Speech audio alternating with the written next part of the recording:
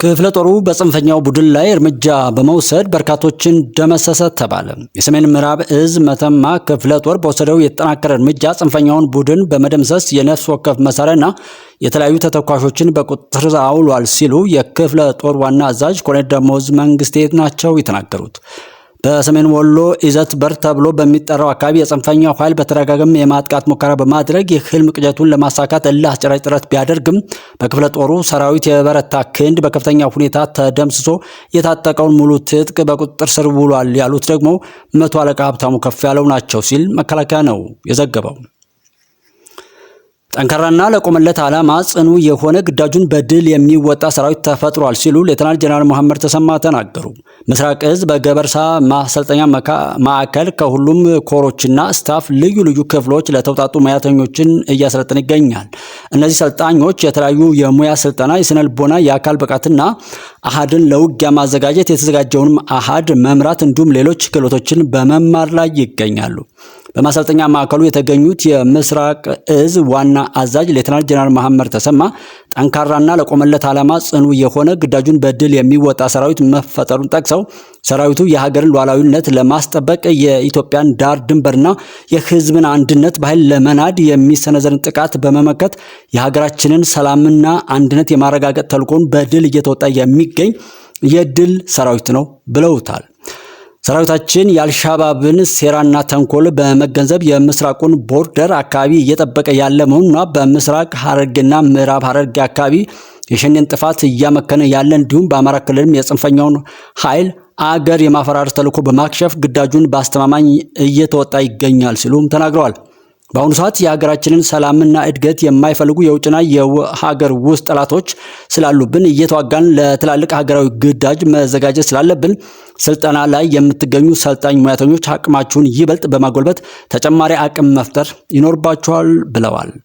ሰልጣኞች የተቋሙን ንብረት በጥንቃቄ በመያዝና ጠንካራ አሃድ በመገንባት እንዲሁም በግዳጅ ላይ አሃድን በብቃት በመምራት ድል ማስመዝገብ የሚያስችል ክህሎት መኖር አለበት ሲሉም አሳስበዋል።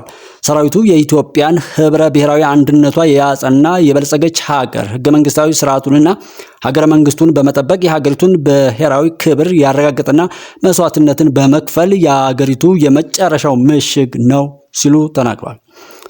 የሰለጠነና የተማረ የሰው ኃይል በማፍራት ዘመናዊ የሆኑ ትጥቆችን በመታጠቅ ጦርነትን ከሩቅ ማስቀረት የሚችል ሰራዊት እየተገነባ ነው ያሉት ሌተናል ጀነራል መሐመድ ተሰማ ሰልጣኞች ወደ አሃዳችሁ ስትመለሱ በተሰማራችሁበት የስራ ዘርፍ የተሰጣቸውን ተልዕኮ ከፍተኛ በሆነ ውጤት ግዳጃችሁን በጥራት በኃላፊነትና ተጠያቂነት ጥንቃቄ በተሞላበት መልኩ መፈጸም ይገባችኋል ሲሉ ነው ያስገነዘቡት።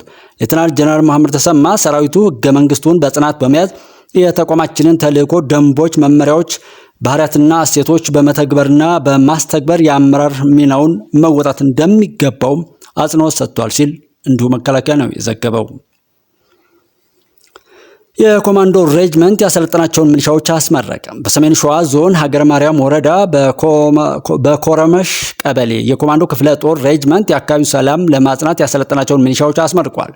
በምረቃ ዝግጅቱ የተገኙት የኮማንዶ ሬጅመንት አዛዥ ሻለቃ ስለሺ በየነ በወረዳው የተገኘውን አንጻራዊ ሰላም ለማጽናት ብሎም ህብረተሰቡ በሰላም ወጥቶ እንዲገባ ለማድረግ ልማት እንዲያለማ የሰላም ጉዳይ ከመከላከያ ሰራዊት ባሻገር በሚሊሻ ኃይሎች እጅም ነው ያለው ብለዋል። ተመራቂ ሚሊሻዎች ከመከላከያ ሰራዊት ጋር በመሆን በቅንጅት በመስራት የበለጠ አስተማማኝ ሰላም ለመፍጠር በጽናት መትጋት አለባቸው ሲሉም አስገንዝበዋል ሲል መከላከያ ዘግቧል። የኢትዮጵያ ባህር ኃይል ጠቅላይ መምሪያ ቢሮ ግንባታ 95 በመቶ መድረሱ ተገለጠ። የተሰጣቸውን ፕሮጀክት በወቅቱ አጠናቀው ለማስረከብ በከፍተኛ ርብርብ ላይ እንደሚገኙ በአዲስ አበባ ጃንሜዳ ኢትዮጵያ ባህር ኃይል ጠቅላይ መምሪያ ፕሮጀክት ግንባታ ስራ አስኪያጅ ገልጸዋል። በመከላከያ መሐንዲስ ዋና መምሪያ ባለፈው ዓመት ግንባታው የተጀመረው የኢትዮጵያ ባህር ኃይል ጠቅላይ መምሪያ ቢሮ ፕሮጀክት ግንባታው 95 በመቶ መድረሱን የገለጹት የፕሮጀክቱ ስራ አስኪያጅ ሌተናል ኮሎኔል ኢንጂነር በቀለ መለስ ናቸው። በ3 ሄክታር ላይ ግንባታው እየተከናወነ የሚገኘው ቢሮ B+G+4 ባለ 4 ወለል ያለው ሲሆን በ2800 ካሬ ሜትር ላይ ነው ያረፈው ብለዋል። ከዋና ህንፃው በተጨማሪ በውስጡ ብዛት ያላቸው ቢሮዎች፣ ክሊኒክ፣ የስብሰባ አዳራሾች፣ ስቶር፣ የስፖርት ማዘውተሪያ፣ ጂም፣ የጥበቃ ማማ፣ የመኪና ፓርኪንግ፣ ቤዝመንት ያለው ሁሉን ያካተተ ዘመናዊ ፕሮጀክትና ሌሎችም ህንፃዎች ያካተተ መሆኑን የገለጹ ሌተናል ኮሎኔል ኢንጂነር በቀለ መለስ ግንባታው ጥራቱን ጠብቆ ለማጠናቀቅ ከመደበኛ የስራ ሰዓት ውጪ በምሽትም እየተፋጠነ ነው ብለዋል። የአዲስ አበባ ፖሊስ ከባድ ወንጀሎችን በ45 በመቶ መቀነስ መቻሉን አስታወቀ። አሁናዊ የአዲስ አበባ የጸጥታ ሁኔታ መልካም የሚባል ደረጃ ላይ እንደሆነ ፖሊስ አስታውቋል። በወንጀል መከላከል፣ በወንጀል ምርመራ፣ በትራፊክ አደጋ ምርመራ እንዲሁም በተለያዩ አስተዳደር ስራዎች፣ በሰው ሀብትና በቴክኖሎጂ በርካታ ስራዎች መሰራታቸውን የአዲስ አበባ ፖሊስ የህዝብ ግንኙነት ዳይሬክተር የሆኑት ኮማንደር ማርቆስ ታደሰ ለብስራት ሬዲዮ ተናግረዋል። ባለፉት 9 ወራት ከህብረተሰቡ ጋር በመሆን በመስራት 65 በመቶ የከባድ ወንጀል ተጠርጣሪዎች እጅ ከፍንጅ የተያዙ ሲሆን 45 በመቶ ከባድ ወንጀሎች መቀነስ መቻሉን ዳይሬክተሩ ገልጸዋል። በተጨማሪም ከህብረተሰቡ ጋር ያለውን የስራ ትስስር ከፍ ለማድረግና ተደራሽነቱን ለመጨመር በማህበረሰብ አቀፍ የፖሊስ አገልግሎት በርካታ ስራዎች እየተሰሩ መሆኑን አክለዋል። ወንጀል እንዲፈጸም ምክንያት የሆኑ ተብሎ የታሰቡ ቦታዎች ማለትም ሺሻ ቤቶች፣ ጫት ማስቀሚያ ቦታዎችና አደንዛዥ እጽ በሚያዘዋውሩ ሰዎች ላይ ጠንካራ እርምጃዎች መወሰዳቸውንም ኮማንደሩ ናቸው የተናገሩት። ከዚህ በተጨማሪ ለወንጀል መቀነስ ምክንያቶች በተለያዩ ቦታዎች ላይ በቀንና በማታ ያሉ ፍተሻዎችና የሲሲቲቪ ካሜራ አስተዋጽኦ እያደረጉ ነው ብለዋል። በከተማይቱ 916 የሚሆኑ በተለያዩ ስፍራዎች የሚገኙ ካሜራዎች እንዳሉና የወንጀል መከላከል ስራ ለመስራት እንደሚያግዙ ገልጠው በተጨማሪም በከተማ በተጠኑ መንገዶች ላይ 400 ካሜራዎች መገጠማቸውን ገልጸዋል። አያይዘውም በከተማይቱ ከ90 በላይ ፖሊስ ጣቢያዎች እንዳሉና አካባቢያቸውንና ግቢያቸውን በሲሲቲቪ ካሜራ እንደሚቆጣጠሩና የፖሊስና የተጠርጣሪ ግንኙነት ምን ይመስላል የሚለውና በአግባቡ እየተስተናገደ ነው የሚለውም ጭምር ለመከታተል እንደሚያስችል ገልጧል። በዚህም ባለፉት 9 ወራት በርካታ የፖሊስ አባላት ላይ ከስነ ምግባር ጀምሮ በወንጀል እስከ መጠየቅ ድረስ ጥብቅ እርምጃ መወሰዱን የአዲስ አበባ ፖሊስ የህዝብ ግንኙነት ክፍል ዳይሬክቶሬት ዳይሬክተር የሆኑት ኮማንደር ማርቆስ ታደሰ ጨምረው ለብስራት ሬዲዮ ተናግረዋል።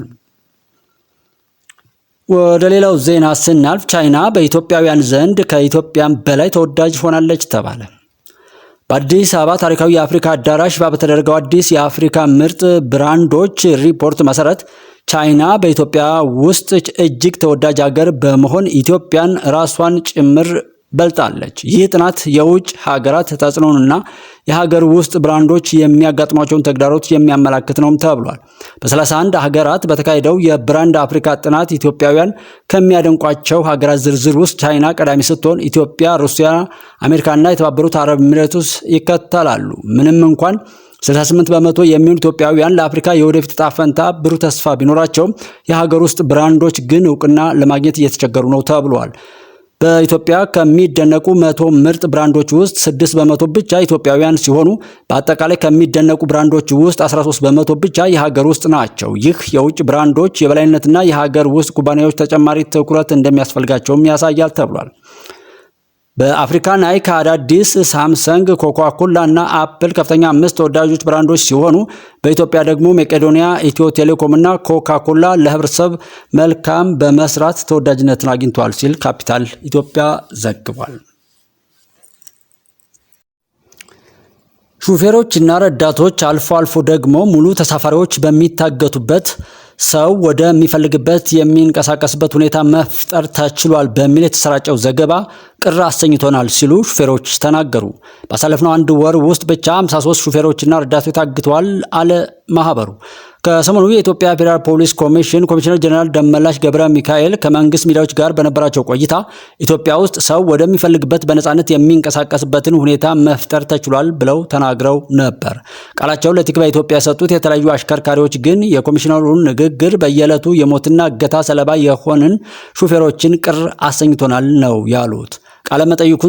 ቃለ መጠይቁን ስንሰማ በቅርቡ ታግተው የተገደሉትን በቅርበት የማውቃቸው ረዳትና ሹፌሮችን እያሰብኩ እንባም ተናንቆኝ ነበር ያለ አንድ የሀገር አቋራጭ የጭነት መኪና አሽከርካሪ ትልልቅ አገራዊና የሕዝብ አደራ ጭምር ይዘው ከቦታ ቦታ ለሚዘዋወሩ አሽከርካሪዎች አሁንም ተገቢው ክብርና ጥበቃ ሊደረግላቸው ይገባል ብሏል።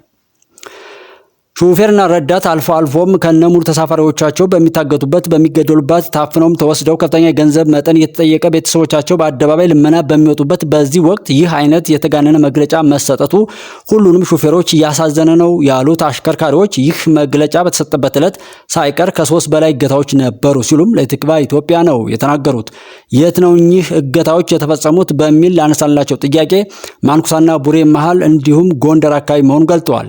የጣና ከባድ አሽከርካሪዎች ማህበር ለትክቫ ኢትዮጵያ በሰጠው ቃል ኮሚሽነር ጀነራሉ ቃለ ምልልስ ካደረጉበት ወደ ኋላ ከ25/08/2017 እስከ 21/09/2017 ዓ.ም ባሉ 27 ቀናት ብቻ 53 ሹፌሮችና ረዳቶቻቸው ታግተው መወሰዳቸውን ገልጧል ሲል ትክቫ ኢትዮጵያ ዘግቧል።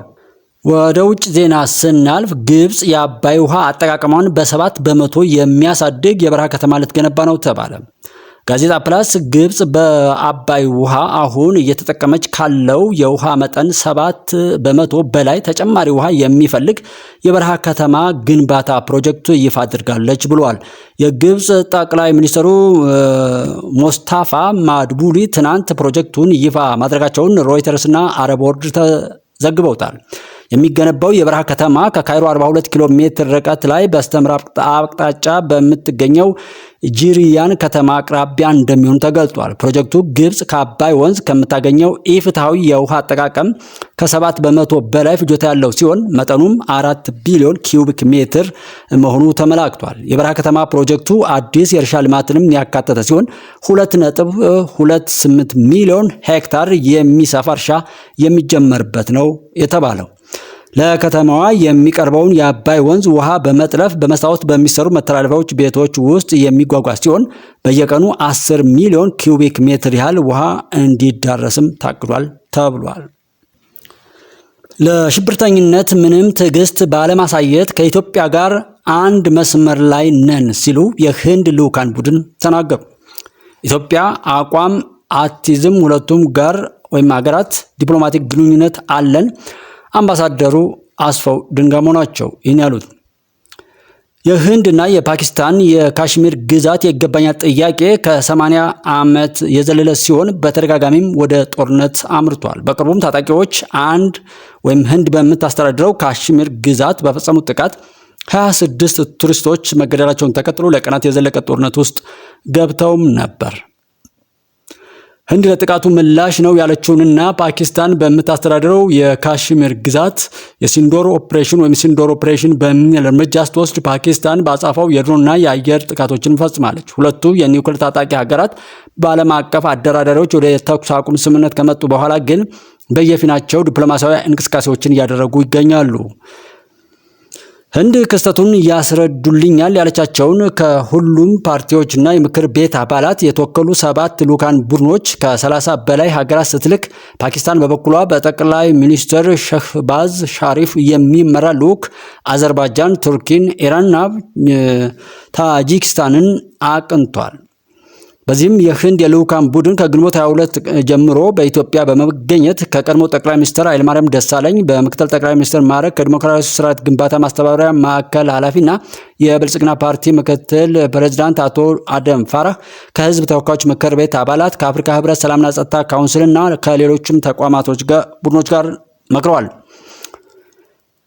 ልዑኩ በኢትዮጵያ ያደረገው ቆይታን ምን እንደነበር ሲናገር ልዑኩ የሚዲያ አካላት በተገኙበት በህንድ ኤምባሲ በሰጠው ማብራሪያው ይህ ጉብኝት በዓለም አቀፍ ደረጃ እውነቱን ለመናገር በጠቅላይ ሚኒስትራችን የተጀመረው የኦፕሬሽን ሲንዶር አካል ነው ሲሉ ገልጸዋል። አክለውም ህንድ ሽብርተኝነትን የምትጋፈጠው መንግስታዊ ካልሆኑ አካላት ሳይሆን በፓኪስታን የሰለጠኑና በመንግስት ከሚደገፉ ቡድኖች ጋር ነው ሲሉ ፓኪስታን ሽብርተኞችን እንደምትረዳና ይህንንም ከሽብርተኝነት ለይተው እንደማያዩት አስረድተዋል።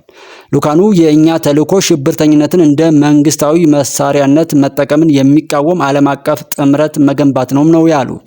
በኢትዮጵያ በነበራቸው ውይይትም ለሽብርተኝነት ምንም ትዕግስት ባለማሳየት ከኢትዮጵያ ጋር አንድ መስመር ላይ መሆናችንን ተረድተናል ሲሉ ገልጸዋል።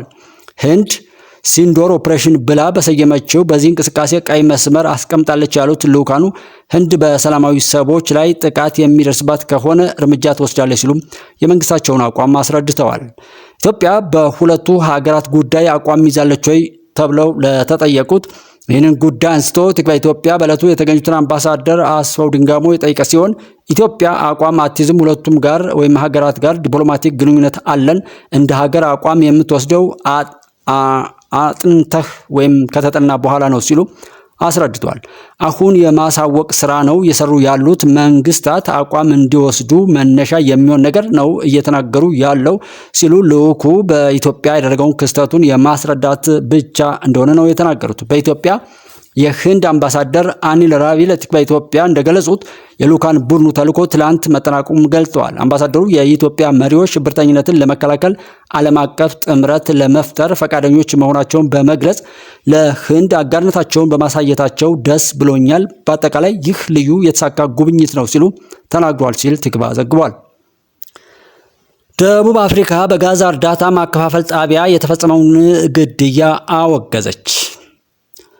አፋጣኝ ዓለም አቀፋዊ እርምጃም እንዲወሰድ ጥሪ አቅርባለች። ደቡብ አፍሪካ የእስራኤል የጦር ኃይል በጋዛ ራፋህ አካባቢ በሚገኝ የምግብ እርዳታ ማከፋፈያ ጣቢያ አቅራቢያ የምግብ እርዳታ ለማግኘት በመጡ ሲቪሎች ላይ ጥቃት ፈጽመው ቢያንስ 31 ፍልስጤማውያን እንደተገደሉና ከ150 በላይ የሚሆኑ ደግሞ መቁሰላቸውን የጋዛ ጤና ሚኒስቴር አስታውቋል።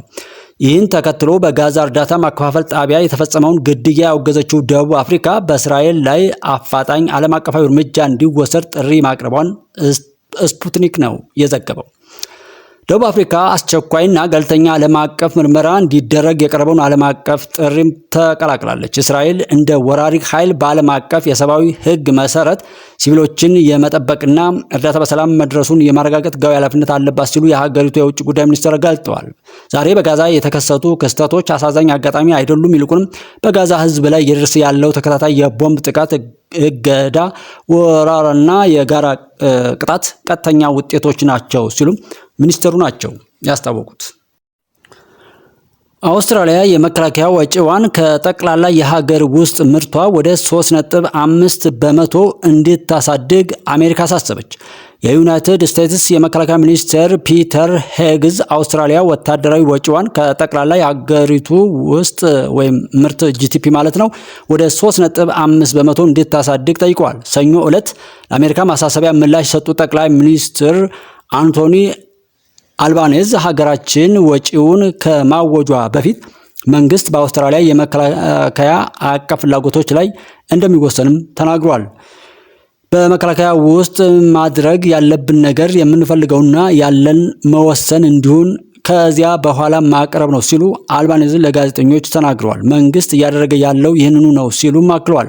አልባኔዝ አክለውም መንግስታቸው የመከላከያ ወጪውን በ10 ቢሊዮን የአውስትራሊያ ዶላር እያሳደገ መሆኑን ተናግረው በ2033 ከጠቅላላ የሀገር ውስጥ ምርት 2.3 በመቶ ወጪን ለማሳደግ መንግስታቸውን ግብ መያዙን መጥቀስ ወደ ላይ መጨመሩንም እንቀጥላለን ብለዋል። ይሁን እንጂ መንግስት በጀቱ ላይ ሌሎች ጥያቄዎች እየገጠሙ ነው ሲሉ ተናግሯል። አልባኔዝ ከፍተኛ ድርቅ እያጋጠመው ባለው በደቡብ አውስትራሊያ ግዛት ለሚገኝ እርሻ ያለውን ጥያቄም አንስተዋል። ይህ በእንዲህ እንዳለ የአውስትራሊያ ገንዘብ ያዥ ሀገሪቱ በቅርብ ጊዜ በኒው ሳውዝ ዌልዝ እና በሳይክሎን አልፍሬድ በተከሰተው የጎርፍ አደጋ ምክንያት በሀገሪቱ በቢሊዮኖች የሚቆጠር ገንዘብ እንደሚያስፈልጋትም ገልጠዋል ተብሏል።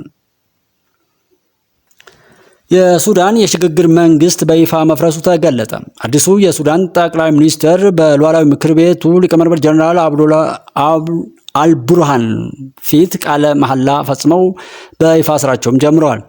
በሱዳን አዲስ የተሾሙት ጠቅላይ ሚኒስትር ካሚል ኢድሪስ የሽግግር መንግስቱን በመበተን የሚኒስቴር መስሪያ ቤቶች ዋና ጸሐፊዎችና የበታች ጸሐፊዎችን አዲስ አስተዳደር እስኪቋቋም ድረስ መንግስታዊ ስራቸውን እንዲቀጥሉ ኃላፊነት መስጠቱን ሱና ዘግቧል። ይህ ማስታወቂያ በእሁድ ምሽት በአዲሱ ጠቅላይ ሚኒስትርና በካቢኔያቸው መካከል የተደረገውን ስብሰባ ተከትሎ ነው የወጣው። ጠቅላይ ሚኒስትሩ በቅርብ ጊዜ ውስጥ የነበረው የካቢኔውን ጥረት አወድሷል። በተለይም ሀገሪቱ ከፓራሚሊታሪ ፈጣን ድጋፍ ሰጪ ኃይሎች ጋር ባደረገችው የክብር ጦርነት ለነበራቸው አስተዋጽኦ እውቅናም ሰጥቷል። ኢድሪስ መጪው ምዕራፍ ለመልሶ ግንባታ ከፍተኛ ርብርብ እንደሚጠይቅም ነው ያሳሰቡት።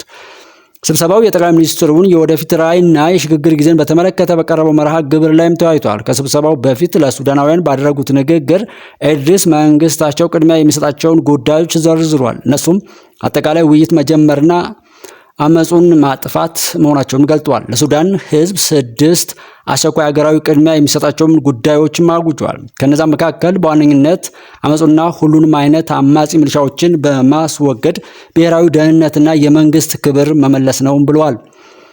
ኢድሪስ ሚሊሻዎች በእቅድ በፋይናንስና በአፈጻጸማቸው ላይ የሚሳተፉትን ሀገራት ጨምሮ የወንጀል ድርጊቶችን እንዲያቆሙ ጠይቀዋል። ሱዳን የተባበሩት አረብ ኤሚሬቶችን በቻድና በሌሎች ጎረቤት ሀገራት በኩል ለአርኤስኤፍ ወታደራዊ እርዳታ ትሰጣለች ስትል ስትከስ መቆየቷም ይታወቃል። ኢድሪስ ቅድሚያ ከሚሰጣቸው ጉዳዮች መካከል የትኛውንም ፓርቲ ያላካተተ የሱዳናውያን ውይይት መጀመርን ያጠቃልላል ያሉ ሲሆን ከሁሉም የፖለቲካ ኃይሎች እኩል ርቀት ለመጠበቅም ቃል ገብተዋል። ጸጥታና መረጋጋትን ለማስፈንና የኢኮኖሚ ሁኔታን ለማሻሻል በማለም የሽግግር ዘመኑና አስፈጻሚውንም በብቃት ለማስተዳደርም ቃል ገብተዋል። በተጨማሪም የወጪ ንግድን ለማሳደግ ኢንዱስትሪዎችንና ግብርናዎችን እንደገና ለማንቀሳቀስ የሱዳንን መንግስት መልሶ የማዋቀር የመልሶ ግንባታ ስራዎችን ለመስራትና ቅሬታዎችንም ለመፍታት እቅድ መያዛቸውን አብራርተዋል። የተቃወሙኝንም እና የሚደግፉኝንም ሁሉ አመሰግናለሁ። አንድ ላይ ሆነን አንድ የተወሰነ ሀገራዊ ፕሮጀክት ላይ መድረስ እንችላለን። አንድ ላይ ሆነን ይህን ታላቅ ህዝብ ከጨለማው ዋሻ ውስጥ መምራት እንችላለንም ብለዋል። የግል ክብርን አልሻም፣ በህዝብ የሚመራ አገልጋይ እንጂ በጥቅም የሚመራ አገልጋይ መሆን አልፈልግም ሲሉ ኢድሪስ ተናግረዋል። ወግ አጥባቂው ፖለቲከኛ በፖላንድ ፕሬዝዳንታዊ ምርጫን አሸነፉ። ሁሉም የመራጮች ድምፅ ቆጠራ መጠናቀቁን ተከትሎ የቀኝ ክንፍ ፖለቲከኛና የታሪክ ምሁር የሆኑት ካሮል ናውሮኪ የፖላንድ ፕሬዝዳንት ሆነው መመረጣቸውን የመንግስት ምርጫ ኮሚሽን አስታውቋል። ኮሚሽኑ እንዳስታወቀው ናውሮኪ 50.9 በመቶ የመራጮችን ድምፅ ማግኘታቸውን ይፋ አድርጓል። የዋና ከተማ ዋርሶ ከንቲባና የሊበራል ፖለቲከኛ ሪፋል ትራዛስኮቭስኪ በ49.1 በመቶ የመራጮችን ድምፅ አግኝተዋል። እኛ አሸንፈናል፣ ምንም እንኳን በጠባብ ልዩነት ቢሆንም ሲሉ ትሩዛኖሶፍስኪ ለደጋፊዎቻቸው ቢናገሩም ውጤቱ የተገላቢጦሽ ሆኗል። ባለቤታቸው ማልጎርዛታ ለህዝቡ በቀልድ መልክ ባስተላለፉት መልእክት የልብ ድካም ሊያጋጥምብኝ ተቃርቧልም ብለዋል። ናውሮኪ ከመጀመሪያው የምርጫ ውጤት በኋላ በዚህ ምሽት ተስፋ አንቆርጥም፣ ሌሊቱን እናሸንፋለን፣ ልዩነቱ ትንሽ ነው፣ ነገ ከፕሬዝዳንት ካሮል ናውሮኪ ጋር ከእንቅልፍ እንደምነቃ አምናለሁ ያሉ ሲሆን እንዳሉትም አሸንፈዋል። አዲሱ የፖላንድ ፕሬዝዳንት ናውሮኪ የፖላንድ ጠቅላይ ሚኒስትር ዶናልድ ቱስክ የአውሮፓ ህብረትን የሚደግፉበትን መርሃ ግብር ለመከልከል የፕሬዝዳንትነት ስልጣናቸውን ሊጠቀሙበት ይችላሉ ተብሏል። ውጤቱም ከ18 ወራት በፊት ስልጣኑን ያጣውን የናውሮኪን ደጋፊዎች የብሔራዊ ወግ አጥባቂ ህግና ፍትህ ወይም ፒአይኤስ ተቃዋሚዎችን በ2027 የፓርላማ ምርጫ የቱስክን ጥምረት እንደሚያሸንፉም አዲስ እምነት እንዲኖራቸው አድርጓል ተብሏል። በናይጄሪያ በተከሰተ ጎርፍ የሟቾች ቁጥር 700 ሊደርስ እንደሚችል ተነገረ። 500 ሰዎች የገቡበት አልታወቀም። ከ3000 በላይ ሰዎችም ተፈናቅለዋል ተብሏል። ባለፈው ሐሙስ በናይጄሪያዋ ሞኮዋ ከተማ የጣለውን ኃይለኛ ዝናብ ተከትሎ በተፈጠረ ከባድ የጎርፍ መጥለቅለቅ የሞቱ ሰዎች ቁጥር ከ200 በላይ መድረሱ የተገለጸ ሲሆን ይህ አሃዝ እስከ 700 ሊደርስ እንደሚችል መነገሩን ቢቢሲ ዘግቧል። በሀገሪቱ ማዕከላዊ ኒጀር ግዛት ውስጥ በደረሰው አደጋ እስካሁን 500 ሰዎች የደረሱበት አለመታወቁን ተከትሎ የአካባቢው ባለስልጣናት ለቢቢሲ እንደተናገሩት በህይወት የሚገኝ ሰው ከዚህ በኋላ አይኖርም በሚል እምነት የነፍስ አድን ጥረቱ ተቋርጧል ብለዋል። በአካባቢው ተላላፊ በሽታዎች እንዳይዛመት ለመከላከል በጎርፍ የተቀበሩ ግለሰቦችን ቆፍሮ በማውጣት ተገቢውን የቀብር ስነስርዓት መከናወን እንደሚጀምርም የሞካዋ አካባቢ አስተዳደር መሐመዱ አልዩ ተናግረዋል። አስተዳዳሪው መሐመዱ አልዩ ለአሶሺየትድ ፕሬስ እንደገለጹት የሟቾች ቁጥር ቢያንስ 200 ደርሷል። በትናንትናው ዕለት የኒጀር ግዛት የድንገተኛ አደጋ አገልግሎት ቃል አቀባይ ኢብራሂም አውዱ ሁስኒ በተጨማሪ 11 ሰዎች ጉዳት እንደደረሰባቸውና ከ3000 በላይ ሰዎች መፈናቀላቸውንም ተናግረዋል። በሀገሪቱ በ60 ዓመታት ውስጥ ታይቶ አይታወቅም የተባለው የጎርፍ አደጋ በአካባቢው ከባድ ጉዳት ማድረሱ ተዘግቧል። በመጨረሻም የዩክሬን ሰው አልባ አውሮፕላኖች በራሽያ ላይ በፈጸሙት ከባድ ጥቃት 40 የጦር አውሮፕላኖችን አወደሙ። ዩክሬን በ40 የሩሲያ የጦር አውሮፕላኖች ላይ በ4 ወታደራዊ ካምፖች ላይ ተከታታይ ከባድ ጥቃቶችን ከፈጸመች በኋላ ከሩሲያ ጋር በሚደረገው ጦርነት ትልቁን የረጅም ርቀት ጥቃት እሁድ ዕለት ማጠናቋን ገልጣለች። ፕሬዚዳንት ቮሎዲሚር ዜሌንስኪ እንዳሉት 117 ሰው አልባ አውሮፕላኖች በኤስቢዩ የደህንነት አገልግሎት ወይም የሸረሪት ድር እየተባለ በሚጠራው ተግባር ላይ 34 በመቶ የሩሲያ ስትራቴጂካዊ የክሩዝ ሚሳይል ተሸካሚዎችን መጥቷል ብለዋል። የዩክሬኑ ደህንነት የኤስቢዩ ምንጮች ለቢቢሲ እንደተናገሩት የጥቃቱን ሂደት ለማደራጀት 1 ዓመት ተኩል ፈጅቷል ሲሉም ተደምጠዋል። ሩሲያ በ5 ክልሎች የተፈጸመባትን የዩክሬን ጥቃቶችን የሽብርተኝነት ድርጊት በማለትም ጠርተዋለች።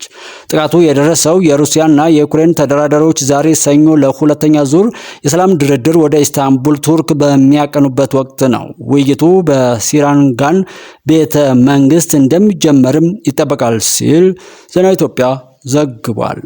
የተከበራችሁ የጉባለች ኢትዮጵያ ዩቲዩብ ቻናል ቤተሰቦች ጉባለች ኢትዮጵያ ዩቲዩብ ቻናልን ሰብስክራይብ፣ ላይክ እና ሼር በማድረግ አብረን እንሁን። እውነትን የምናገርበት አንድ መድረክ እናድርገው።